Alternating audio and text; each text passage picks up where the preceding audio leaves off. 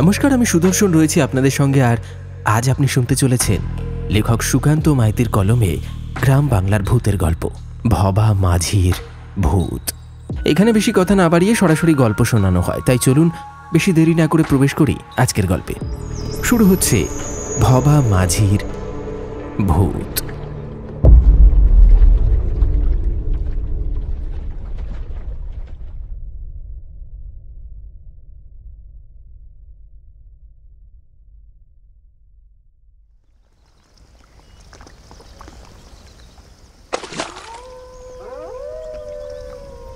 রাত তখন ঘনিয়ে এসেছে। আকাশের গায়ে কালো মেঘের ছায়া, মাঝে মাঝে কোথাও দূরে বিদ্যুতের হালকা ঝলকানি দেখা যায়। নদীটা নিস্তব্ধ, শুধু মাঝে মাঝে জলের ভেতর থেকে ভেসে আসে কোনো বুনো হাঁসের পাখা ঝাপটানোর শব্দ, কিংবা বাঁকের ওপার থেকে ভেসে আসে ঘাস ফড়িংয়ের টুকরো টুকরো ডাক। নৌকাটা ধীরে ধীরে ভেসে চলেছে জলের বুক চিরে। নৌকার মাঝখানে বসে থাকা অতনু দু হাতের কুনুইয়ে হেলে রয়েছে। নিচু গলায় বলল, এত অন্ধকার চারিদিক, আচ্ছা এই নদীটার নাম কি গো? বৃদ্ধ মাঝি একটু মুচকি হেসে দাঁড় টানতে টানতে বলল, এই নদীটার নাম কর্ণেশ্বরী বাবু। আগে এই খেয়া ঘাটে ভিড় লেগেই থাকতো, কিন্তু একবার একটা দুর্ঘটনা ঘটে যাওয়ার পর থেকে মানুষ আর আসে না এই দিকটায়। সরকারি দপ্তর থেকে 4 মাইল দূরে একখান কাঠের সাঁকো বানিয়েছে, তবে ওটা দিয়ে ঘুরে গেলি পর অনেকটা পথ বেড়ে যায়। তারপর সামান্য থেমে বৃদ্ধের চোখ নদীর কালো জলে ডুবে গেল। আমি তো বাবু পেটের দায়ে নৌকা চালাই, দিনের বেলায় মাছ ধরি। দিন খুব একটা ভালো যায় না, কেউ আসে না বললেই চলে। মাঝে মাঝে আপনার মতো 2-1 জুটি যায়, তাই খেয়া ঘাটে এসে দেখি কেউ পাড়াপাড়ের খোঁজ করছে কিনা। বৃদ্ধের কণ্ঠে ছিল একরাশ ক্লান্তি, আর তাতে যেন ভেসে উঠেছিল দীর্ঘ জীবনের নীরব হাহাকার।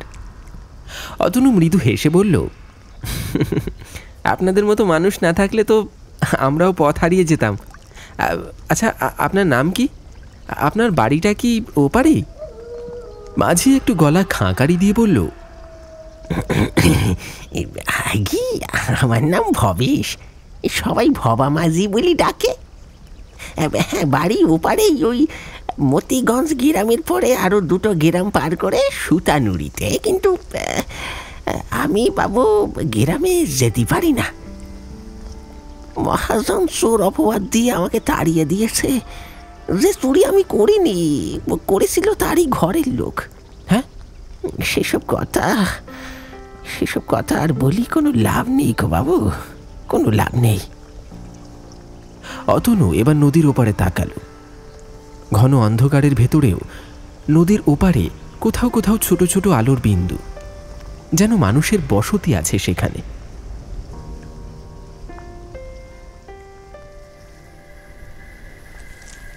সন্ধ্যের পর এই পথ দিয়ে আসতে আসতেই অতনুর মনে হয়েছিল আজ হয়তো আর মতিগঞ্জ পৌঁছানো যাবে না।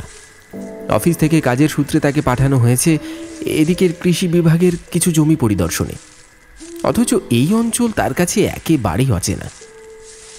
শেষ বাসটা নেমেছিল বটতলার মোড়ে, তারপর থেকে কাঁচা মাটির রাস্তা, গরুর গাড়ি, ভ্যান কিছুই নেই। চারিদিকে গাছগাছালি আর ফাঁকা পথ। আকাশে তখন রক্তমাখা সন্ধে নেমেছে। কোথাও দূরে জঙ্গলের ভেতর থেকে ভেসে আসছে বেলগাছের গন্ধ, আর একাধটা পেঁচার ডাকে কেমন যেন কাঁটা দিয়ে উঠছিল তার গা। পথে যেতে যেতে দুবার একটা নদীর চোখে পড়েছিল। নদীর ধারে বুনো ঘাসে ঢাকা একটা ছোট্ট পাড় মতো ছিল। সেই পাড়ের নিচে দাঁড়ানো ছিল নৌকোটা, একটা পুরনো কাঠের নৌকো। প্রথমে ভেবেছিল কেউ থাকবে না হয়তো, কিন্তু একটু এগিয়ে যেতেই সে দেখে এক বৃদ্ধ নৌকার ভিতর বসে আছে, মাথায় গামছা, হাতে দাঁড়। আর সেই দৃশ্যটা যেন এক অচেনা নির্জনতায় খানিকটা সান্ত্বনা এনে দিল অতনুর মনে। তারপরে সে এগিয়ে গিয়ে বলেছিল, ওই পারে যাবেন নাকি? মানে যাওয়ার কোনো উপায় আছে? বৃদ্ধ একটু চেয়ে থেকে বলেছিল, আছে বাবু, দুটো পথ আছে। এক হচ্ছে ওই দূরের কাঠের সাঁকো, কিন্তু সেটা সরু, ভারী জিনিস নিয়ে কেউ যায় না। মানে ওই গরুর গাড়ি টাড়িও চলে না খুব একটা, খুব কম। তাছাড়া হেঁটে গেলে ঘুর পথে সময় লেগে যায় অনেকটা। আরেকটা পথ আছে, এই যে আমার নৌকা। আপনি যদি চান আপনাকে আমি ওই পারে নামিয়ে দিতে পারি। আচ্ছা ঠিক আছে, সে তো ভালো কথা, আপনি নিয়ে চলুন। অতনু তখন দ্বিতীয়বার চিন্তা না করেই বলেছিল কথাটা, কারণ দিনের আলো প্রায় শেষ হয়ে গিয়েছিল। আর এত দূর এসে আবার ঘুরপথে যাত্রা করা মানে রাত কাটানো এই বন জঙ্গলের মধ্যে। নৌকাটা তখন মাঝ নদীতে, আকাশে অসংখ্য তারা, নদীর জলে প্রতিফলিত হচ্ছে সেই তারার আলো। যেন অন্ধকারের বুক চিরে নিঃশব্দে জেগে আছে কোনো প্রাচীন রহস্য। কথা বলতে বলতে অতনু জানতে পারল ভবা মাঝি নদীর ধারে একটা কুঁড়ে ঘরে থাকে। সারাদিন নদীর ধারে বসে মাছ শুকোয়, শামুক ভাঙে। তার দুই সন্তান ছিল, বহু বছর আগে কলেরার মহামারীতে মারা গিয়েছিল। একজনের বয়স ছিল 14, আরেকজন 18। আর সেই কথাগুলো বলতে গিয়ে ভবার গলাটা কেঁপে উঠল। চোখের কোণ থেকে আলো অন্ধকারে কিছু একটা ঝিলিক দিল, সম্ভবত অশ্রু।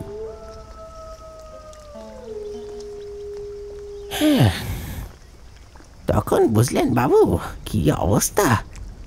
একদিনে আমার দুইখানা ছেলেকে তুলে নিয়ে গেল সেই কলেরা। তারপর থেকে আর কিছুই ভালো লাগেনি। আজ ওই দুটো মুখ চোখের সামনে ভেসে থাকে আমার। গিন্নি বুড়িটা বেশি আসে বলেই আমি আসি, তারই ভরসায় নৌকাটা চালাই। না হলে জীবনে আর কিছু রাখার নাই। অতনু কিছুক্ষণ চুপ করে থাকল। নদীর জলে দাঁড়ের টুপটাপ শব্দ ছাড়া আর কিছুই শোনা যাচ্ছিল না। মনে হচ্ছিল এই নদী, এই নৌকা আর এই দুইজন মানুষ সব যেন কোনো এক প্রাচীন নীরবতার মধ্যে মিশে আছে। নৌকাটা তখন ধীরে ধীরে নদীর মাঝ বরাবর এগিয়ে চলেছে। আকাশের চাঁদ উঠেছে বটে, কিন্তু মেঘে ঢাকা, তাই চারপাশে হালকা ম্লান আলো। তারই প্রতিফলন নদীর জলে নরম ঢেউ তুলছে। অনেকটা দূরে কোথাও বাঁশ ঝাড়ের ফাঁক দিয়ে বেজে উঠল এক শিয়ালের দীর্ঘ হাহাকার। সেই শব্দে নদীর বাতাস কেমন যেন কেঁপে উঠল। অতনু এবার গলা খাঁকারি দিয়ে বলল, তা আপনাদের এই অঞ্চলে চাষবাসের কি অবস্থা? শুনেছি গত কয়েক বছর নাকি খুব খারাপ যাচ্ছে। বাবা মাঝি দাঁড় থামিয়ে একটু হেলান দিয়ে বসল। তারপর একবার নিঃশ্বাস ফেলল, যেন বুকের ভেতর জমে থাকা কষ্টটা একটু হালকা করার চেষ্টা। চাষবাসের কথা আর জিজ্ঞেস করবেন না বাবু। এই অঞ্চলের 7-8টা গ্রাম জুড়ে রাজত্ব করছে এক মহাজন, সীতারাম চক্রবর্তী। নামটা শুনলেই গাটা ঘিন ঘিন করে ওঠে। বজ্জাত লোক একখান, মনে কণা মাত্র দয়া মায়া নাই। গত 10 বছর ধরে প্রায় প্রতি বছরই বন্যা হয়েছে এই দিকটায়। নদী ফুলে ফেপে ওঠে, ধান গম সব ডুবে যায়, ফসলের 12টা বেজে যায়। চাষিরা তখন মহাজনের কাছে গিয়ে টাকা ধার নেয় চাষের খরচ জোগাতে, কিন্তু ফসল ওঠে না। এদিকে সুদে আসলে দেনা বাড়ে, জমি বন্ধক পড়ে মহাজনের হাতে। এইভাবে তো গোটা গ্রামটাই যেন এখন তার গোলামখানায় পরিণত হয়েছে। বাবা মাঝির কণ্ঠস্বরের ভেতর একটা তিক্ততা ছিল, আবার তার সঙ্গে মিশেছিল অদ্ভুত এক দুঃখের ভার। একটু থেমে দাঁত টেনে আবার বলল, জানেন তো বাবু, ওই শয়তানটার জন্যেই আমার সবকিছু একেবারে শেষ হয়ে গেছে। সবকিছু কেড়ে নিয়েছে আমার, সবকিছু, সব।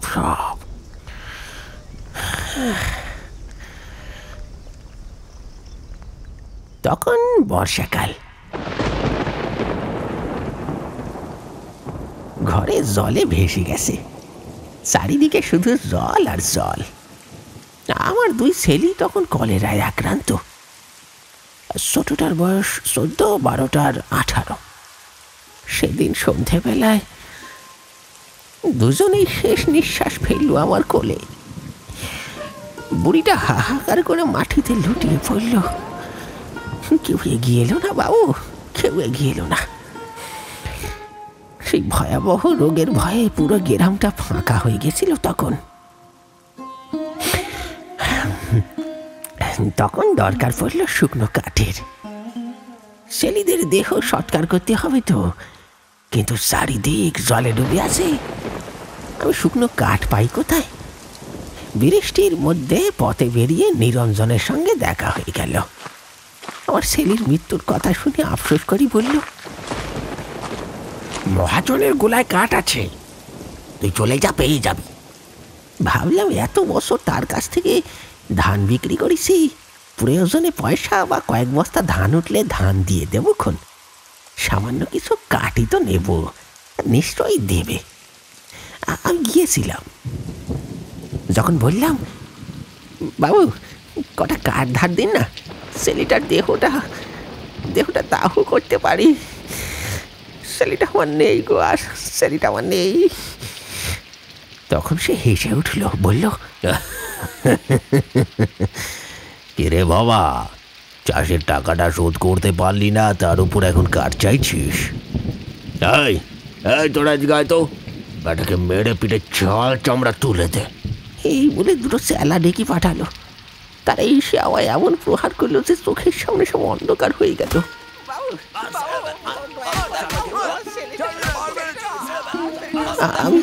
আমি পড়ে গিয়েছিলাম কাদার মধ্যে। তারা লাঠি চালাতে চালাতে বলেছিল, তোরের বাচ্চা কাঠ চুরি করতে এসেছিলি? হ্যাঁ,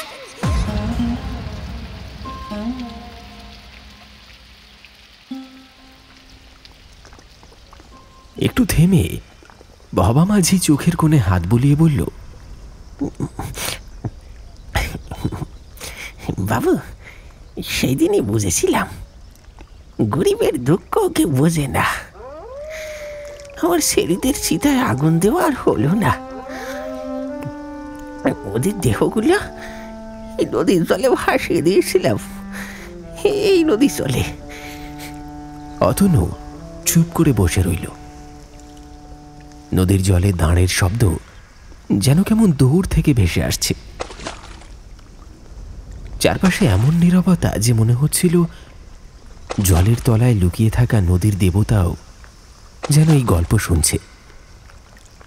অতনু মৃদু গলায় বলল, আচ্ছা তাই নাকি? মানুষের মনুষ্যত্ব বোধ কোথায় নেমে গেছে। কিন্তু সেই মহাজন কি এখনো বেঁচে আছেন? বাবা মাঝি এবার হেসে উঠল। সেই হাসিটা বড় অদ্ভুত, কেমন যেন তিক্ত আর নিঃসঙ্গ। বেশি আছে,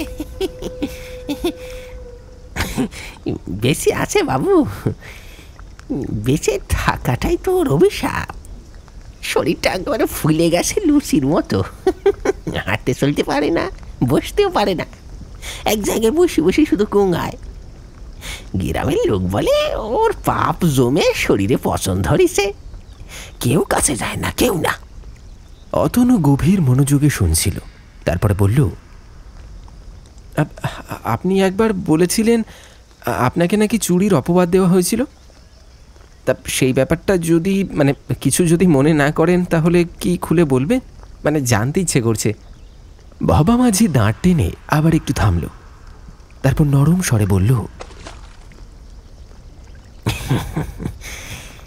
সে আর এমন কি কথা বাবু, তাতেই লুকোবার কিছুই নেই। আমি তো জানি আমি কোনো দোষ করিনি। শুনুন তবে বাবু, আমার ছেলেরা যখন মারা গেল তখন ভাবিনি জীবনে আর কোনো দুঃখ বাকি আছে, কিন্তু ভুল ভেবেছিলাম। সেই দুঃখের শেষ ছিল না।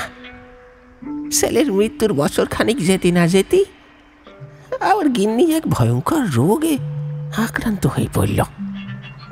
প্রথমে পেটে জ্বালা পোড়া, তারপর বমি, কিছুই খেতে পারত না, খাওয়ালেই উল্টি দিত। গ্রামের কবিরাজের ওষুধে কিছুই হলো না।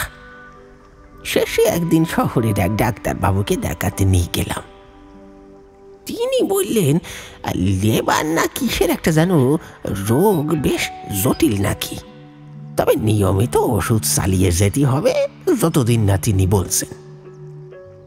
এদিকে হাতে তখন এক ফোঁটাও পয়সা নেই বাবু। জমা সঞ্চয় সব শেষ।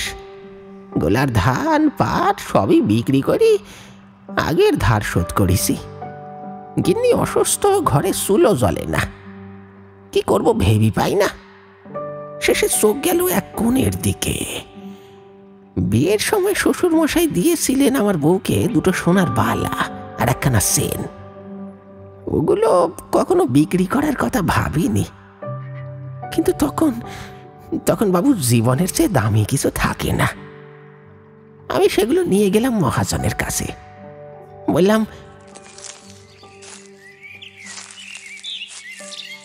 বাবু এই সোনাটুকু বন্ধক রাখুন, যতটুকু দেনা পাওনা হয় দিন, আমার গিন্নির চিকিৎসা করাতে হবে। সে সোনা নিল, কিন্তু দাম দিল অর্ধেক। আমি চুপ করে সেখান থেকে চলে এলাম। সেই টাকাতেই ডাক্তারবাবুর ওষুধ কিনলাম। দিনে 3 বার খাওয়াতাম মাপা মাপা। ধীরে ধীরে গিন্নির শরীর একটু একটু করে ভালো হতে লাগলো। খাওয়া দাওয়া শুরু করলো। গায়ে হালকা রঙও ফিরে এলো। মনে হচ্ছিল এই বুঝি আবার দিন ফিরছে। কিন্তু কিন্তু সুখ আমার ভাগ্যে ছিল না। কিছুদিন পরেই আবার বন্যা হলো। এই অঞ্চলে তখন বৃষ্টি মানেই বিপদ। নদী ফুলে ফেঁপে ওঠে, মাঠ জমি সব ডুবে যায়। আমার 6 বিঘা জমিতে ধান লাগানো ছিল, সেগুলো জলে ডুবে গিয়ে পৌঁছে গেল এক রাতে। হাতের কাছে রইল শুধু ফাঁকা মাটি আর কাদা। খাওয়ার দানাও ছিল না। কদিন শুকনো মুড়ি খেয়ে অনাহারে দিন কেটেছে। তারপর একদিন জল নেমে গেল। তখন আমার কাছে টাকা পয়সাও যা ছিল শেষ। গিন্নির ওষুধ কিনতে কিনতে সব শেষ হয়ে গেছে। ভোরে উঠেই গেলাম মহাজনের বাড়িতে। বললাম, বাবু বাবু আর কিছু টাকা দিন না, গিন্নির ওষুধ একেবারে শেষের দিকে। আর কটা দিন ওষুধ খেলেই গিন্নি সুস্থ হয়ে যাবে। আমি তারপর সব মিটিয়ে দেবো আপনাকে, সব মিটিয়ে দেবো। এমনি এমনি তো আর টাকা দিতে পারি না, তোদের কোনো ভরসা নেই। তোর না 6 বিঘে জমি আছে, সেগুলো বন্ধক রাখ, না হলে টাকা দিতে পারবো না। আমি তখন কি করব বলুন বাবু? বউ মরতে বসেছে, এদিকে জমিও আমার পেরান। তবু সই করে দিলাম কাগজে। সে 6 বিঘা জমি ওর নামে বন্ধক রইল। সে বলল 6 মাসের মধ্যে টাকা শোধ না দিতে পারলে জমি ওর হয়ে যাবে। আমি আর এই ব্যাপারে গিন্নিকে কিছু বলিনি। সে সুস্থ হচ্ছে দেখে অন্তত মনটা শান্ত রাখতে চেয়েছিলাম। ওষুধ চললেও গিন্নি সুস্থ হয়ে উঠল ধীরে ধীরে। আবার চুলোয় ভাত চড়তে শুরু করলো। সকালে নদীতে গিয়ে কাপড় কাচতো, আমি তখন নদীতে ঘুরে ঘুরে মাছ ধরা শুরু করেছি। একটু উপরি কামাই হয়ে যেত আর কি। আমারও মনে হচ্ছিল এইবার বুঝি কালো দিনটা কেটে গেছে। কিন্তু বাবু, মানুষের জীবনে শান্তি বেশি দিন যে টেকে না। যে শান্তিটা ফিরে এসেছিল সেটাই হয়েছিল আমার জীবনের সর্বনাশের সূচনা। নৌকাটা তখন এক নির্জন বাঁক ঘুরছে। ওপাশে ঘন অন্ধকার, কোথাও কোথাও শুধু জোনাকির আলো। ভবা মাঝি একটু ঝুঁকে দাঁড় টানতে টানতে বলল,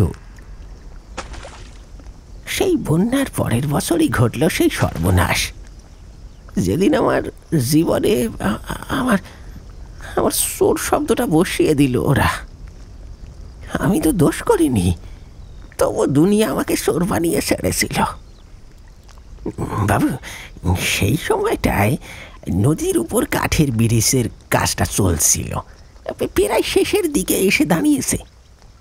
কিছুদিন পর থেকেই লোকজন ব্রিজ দিয়ে যাতায়াত শুরু করলো। খেয়াঘাটের কাজ একেবারে বন্ধ হয়ে গেল। তবু আমি নদীতে মাছ ধরতাম। জমি তখনও মহাজনের কাছে বন্ধকই রয়ে গেছে, মুক্তি পায়নি। কিছু না কিছু রোজগার তো করতে হবে। মাস ধরে দিন চলছিল। কখনো দুই একজন যাত্রী পারাপার করিয়ে সামান্য বাড়তি আয় হতো। সংসার যেমন তেমন করে টিকেছিল। একদিন দুপুরবেলায় গাছের ছায়ায় নৌকাটা বেঁধে মুড়ি পেঁয়াজ খেয়ে গামছা দিয়ে মুখ ঢেকে শুয়ে আছি। সে সময় হঠাৎ শুনতে পেলাম কেউ হাঁপাতে হাঁপাতে দৌড়ে আসছে। চোখ খুলে দেখি মহাজনের বাড়ির চাকর, ওই হলুদ চামড়ার সাগরিদ, যে একসময় মহাজনের হুকুমে আমাকে মেরেছিল যখন ওই ছেলের সৎকারের কাঠ চাইতে গিয়েছিলাম। হাতে একটা কাপড়ের বাঁধা পুটুলি বুকের কাছে চেপি ধরে হাঁপাতে হাঁপাতে বলল, বাবাদা বাবাদা তাড়াতাড়ি নৌকাটা ছাড়ো, আমার ছেলেকে সাপে কামড়েছে। মহাজনের গাড়িতে করে ওরা ব্রিজ পার হয়ে ওঝার বাড়ি গেছে। আমি তাগাদা করতে গিয়েছিলাম, ফিরে শুনলাম এমন দুর্ঘটনা। আমাকে তাড়াতাড়ি ওই পারে পৌঁছে দাও, না হলে দেরি হয়ে যাবে। আমি প্রথমে একটু হতবাক হয়েছিলাম। এই লোকটাই যে একদিন আমাকে প্রহার করেছিল, সেই আজ আমার কাছে সাহায্য চাইছে। তবু আমি মানুষ বিপদে পড়লে আমি মুখ ফিরিয়ে নিতে পারি না। ওকে নৌকায় তুলে নিলাম, কিন্তু নৌকাটা ছাড়তে যাব এমন সময় ওই পারের দিক থেকে গন্ডগোলের আওয়াজ ভেসে এলো। কিছু লোক লাঠি হাতে ছুটে আসছে চিৎকার করতে করতে। সাগরেদের মুখ কানা তখন ফ্যাকাশে হয়ে গেছে, কাঁপা কাঁপা গলায় বলল, বাবাদা নৌকাটা চালাও, দেরি করো না, তাড়াতাড়ি চালাও। আমি তখনই বুঝলাম কিছু একটা বড় গোলমাল হয়েছে। তবু লোকজনের ভয় দেখে নৌকোটা থামালাম, আর পর মুহূর্তে তারা ঝাঁপিয়ে পড়লো নৌকায়। আমাকে আর সাগরিদকে ধরে বেধড়ক মারধর শুরু করলো। কেউ কিছু শোনে না, শুধু গালাগাল আর লাঠির বাড়ি। আমি তখনও কিছু বুঝতে পারছি না। হঠাৎ দেখি সাগরিদের হাতের পুটুলিটা নৌকার পাটাতনের ওপর পড়ে গেছে। কাপড় ছিঁড়ে ভেতর থেকে উঁকি দিচ্ছে সোনার গয়না, সঙ্গে বালা আসেন, কানের দুল। তখন দুপুরের রোদে চকচক করছে। আমার কাছে পুরো ব্যাপারটা স্পষ্ট হয়ে গেল। সাগরিদ মহাজনের বাড়ি থেকে চুরি করে পালিয়েছে, আর আমি অজান্তেই তাকে তুলে নিয়েছিলাম নৌকায়। লোকজন তখন আর কিছু শুনতেই চায় না। তারা বলল, এই দুই চোর একসঙ্গে পালাচ্ছিল, ভবা ওর সঙ্গী, বুঝেছি? আপনারা ভুল করছেন।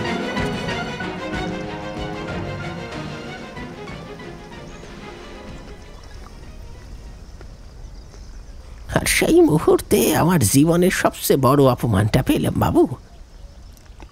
আমি চুরি করিনি, এ কথা 1000বার বলেছি, কিন্তু কেউ শুনলই না। চোরের সঙ্গী বলেই তারা ধরে নিল আমিও দোষী। ওরা আমার মুখে চুন মেখে মাথা নিচু করে গ্রাম থেকে তাড়িয়ে দিল। বলল গ্রামে পা রাখলে নাকি হাত পা কেটে নদীতে ভাসিয়ে দেবে, সঙ্গে আমার গিন্নিকেও ছাড়বে না। সেই দিন থেকে আমি আর গ্রামে যাইনি। গিন্নি বেঁচে ছিল, কিন্তু আমি তাকে নিয়েও ফিরিনি। ভয় ছিল ওকে নিয়ে গেলে ওর প্রাণটাও যাবে।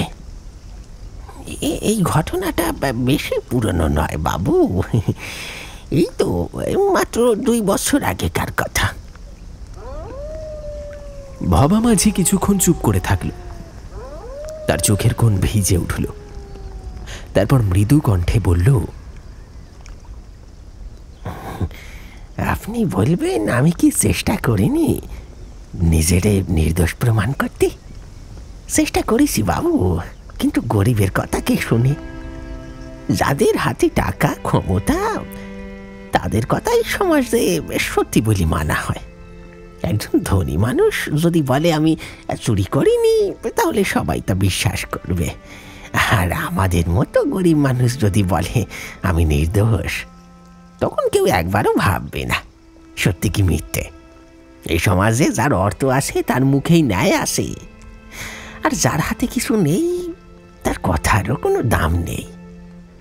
অতনু কিছুক্ষণ চুপ করে বসে রইল। নদীর জলে মৃদু ঢেউ লাগছে নৌকার গায়ে। আকাশে তখন অর্ধেক চাঁদ, আর অন্ধকার ঘনিয়ে আসছে। ভবা মাঝির মুখটা অদ্ভুত শান্ত, কিন্তু সেই শান্তির ভেতরে এক গভীর বিষাদ লুকিয়ে আছে। অতনু ধীরে ধীরে বলল, আপনার জীবনে কত অন্যায় হয়েছে বাবা কাকু, তবু আপনি আজও মানুষকে পারাপার করান। কি করব বাবু, এই নদী তো আমার জীবনের সব। মানুষ যেমনই হোক না কেন, নদী কাউকে ঠেলে ফেলে দেয় না, শুধু বই নিয়ে চলে।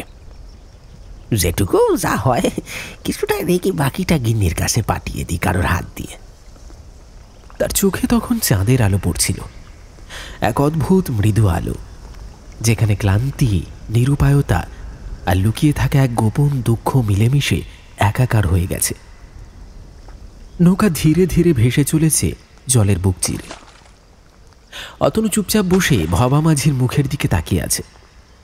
বৃদ্ধের মুখে এক শান্ত হাসি, চোখে অদ্ভুত এক কোমল আলো। ভবা মাঝি হঠাৎ বলল, বাবু, আপনি যে এতটা মনোযোগ দিয়ে আমার কথা শুনলেন তার জন্যই আমি কৃতজ্ঞ।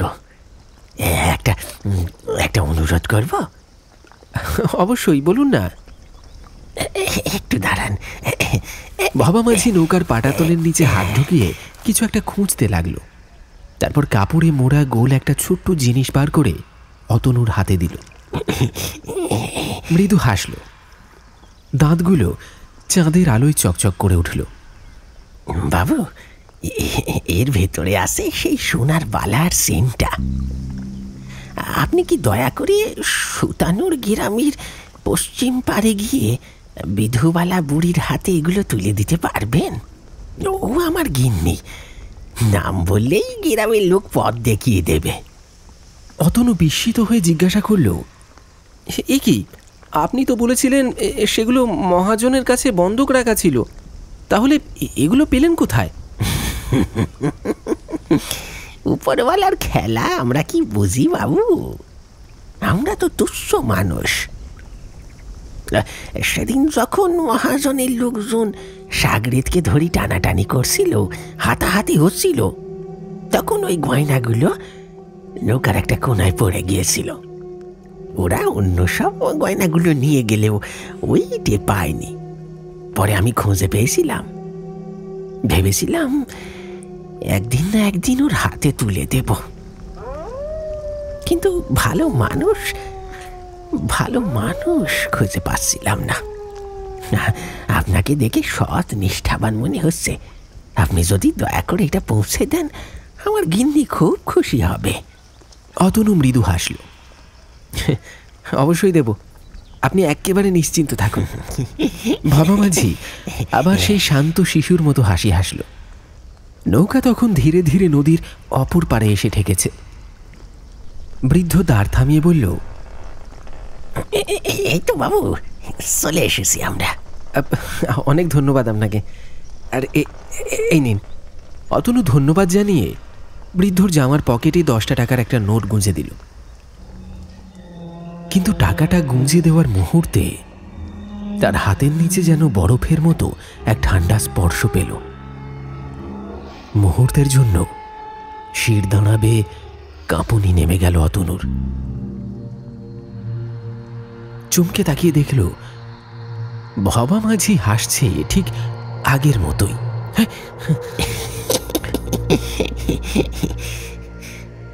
অতনু কাঁপা গলায় বলল, আচ্ছা কাকু, তাহলে আমি চলি।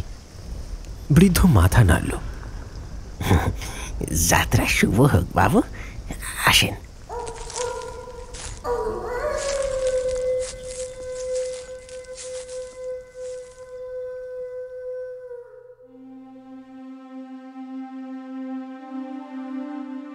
রাতের সেই যাত্রা শেষ করে অতনু পৌঁছল মতিগঞ্জে।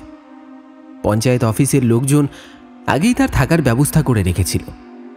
খাওয়া দাওয়া করে ক্লান্ত শরীরে বিছানায় শুয়ে পড়ল সে। পরদিন সকালে উঠেই সে রওনা দিল সুতানুর গ্রামের উদ্দেশ্যে। রোদ তখন হালকা নরম, আকাশে ভাসছে পাতলা মেঘের টুকরো। জিজ্ঞাসা করতে করতে গ্রাম পেরিয়ে পৌঁছল পশ্চিম পাড়ে। একজন পথচারী দেখিয়ে দিল, আগে ওই যে ওই বাঁশ ঝাড়ের পিছনে বিধুবালা বুড়ির বাড়ি। ধন্যবাদ। অতনু পৌঁছালো সেই বাড়ির সামনে। একটা ভাঙাচোরা মাটির ঘর, উঠোনে কিছু শুকনো ঘাস ছড়ালো। পাশে বাঁধা রয়েছে একটা ছাগল, ঘাস খাচ্ছে। এক বৃদ্ধা, সাদা কাপড় পেঁচানো শরীর, রোদে পোড়া মুখে অগণিত ভাঁজ, ছাগলটার গলায় হাত বুলিয়ে দিচ্ছিলেন। অতনু কাছে গিয়ে নমস্কার করে বলল, নমস্কার, আপনি কি বিধুবালা? বৃদ্ধা একটু চমকে তাকালেন, কাঁপা গলায় বললেন, হ্যাঁ বাবা, আমি বিধুবালা। তুমি কে? তোমায় তো চিনলাম না। আমায় আপনি চিনবেন না, আমি আপনার স্বামীর সঙ্গে দেখা করেছি, তিনি আপনার জন্য এই যে এইটা পাঠিয়েছেন। অতনু কাপড়ে মোড়া ছোট পুঁটুলিটা তার হাতে দিল। বৃদ্ধা কাঁপা হাতে সেটা খুললেন। ভেতর থেকে সেই সোনার বালা আর চেনটা চকচক করছে। এক মুহূর্তের জন্য বৃদ্ধার মুখ থমকে গেল, তার চোখ ভরে এলো জলে। তিনি অস্ফুটে বললেন, তুমি বলছো আমার স্বামীর সঙ্গে দেখা হয়েছে তোমার? হ্যাঁ হ্যাঁ, গত রাতে তো উনি আমাকে নদী পার করে এনেছিলেন। খুব অমায়িক মানুষ। বৃদ্ধা হঠাৎ দীর্ঘ নিঃশ্বাস ছেড়ে বললেন, কিন্তু বাবা, আমার স্বামী তো বেঁচে নেই। মহাজনের সাগরেদের সঙ্গে নৌকাতেই লোকজন ওকে পিটিয়ে মেরে ফেলেছিল। তারপরে ওর দেহটা নদীর জলে ফেলে দেয়, আর আর খোঁজ মেলেনি। অতনুর বুকটা কেঁপে উঠল, মাথার ভেতরটা ঝিমঝিম করে উঠল। চারপাশে আলো যেন এক মুহূর্তে নিভে গেল। দিনের বেলাতেও তার চোখে ভেসে উঠল সেই রাতের নদী, সেই নৌকা, সেই ঠান্ডা স্পর্শ, আর আর ভবা মাঝির হাসি। সে এক পা পিছিয়ে দাঁড়ালো, গলাটা শুকিয়ে গেল। মনে হচ্ছিল কেউ যেন তার কানে ফিস ফিস করে বলছে,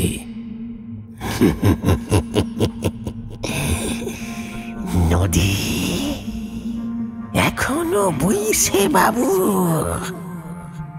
আমি আমি এখনো পারাপার করাই।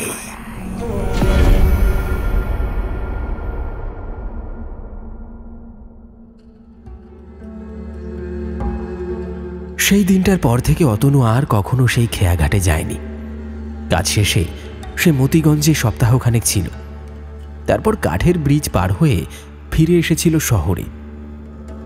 তবু আজও মাঝে মধ্যেই রাতে ঘুম ভেঙে যায়। বাইরে জানালার ওপার থেকে ভেসে আসে দাঁড় টানার শব্দ, আর মনে হয় নদীর বুকের কালো জলে কোথাও একখানা নৌকা ভেসে চলেছে। দাঁড় টানছে এক শুকনো মুখের বৃদ্ধ। চাঁদের আলোয় তার মুখে সেই চিরচেনা হাসি। লোকে বলে ভবা মাঝির নৌকা নাকি আজও সেই নদীতে দেখা যায়। যখন গভীর রাতে কেউ একা ফিরে, তখন বাতাসে হালকা করে ভেসে ওঠে একটা কণ্ঠস্বর, ওই পারে যাবেন বাবু? নদী পার করব।